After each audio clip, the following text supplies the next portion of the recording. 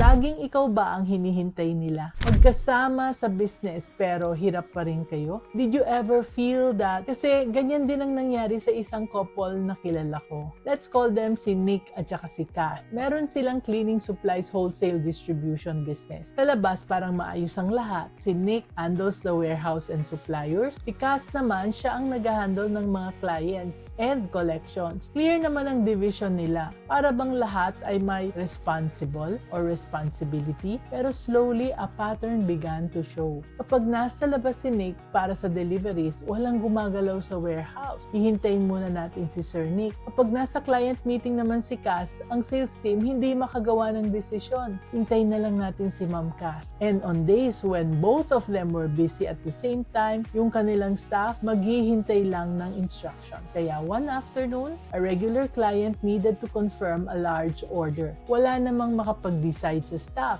kasi wala ang dalawa. Kaya by the time Nick and Cass were free, naka-order na ang client sa ibang supplier. Sayang, di ba? Nawala ang sale at hindi na bumalik ang client. Siyempre, sumama ang loob nilang dalawa. Both of them were doing their part but no one could decide without them. Yun yung totoong problem. Kaya anak, ang lesson ay ito. Having two owners in a business does not automatically mean that the business can run on its own. Kung ikaw at ang partner mo ang nagdadala ng lahat at wala ng iba na pinagkakatiwala ang makapag-decide, dalawa man kayo, iisang sistema pa rin. Nako, mahirap yan ha. Always remember, let's be business-minded, Pinoy. May team ka na, pero ikaw pa rin ang kailangan sa lahat. Anak, hindi yan team. That's just a group of people waiting for your next instruction. Team na Marunong is a 90-day guided program designed for business owners like you who already have a team pero gusto ng may structure, accountability at consistency na hindi ka na laging kailangan pumasok sa picture.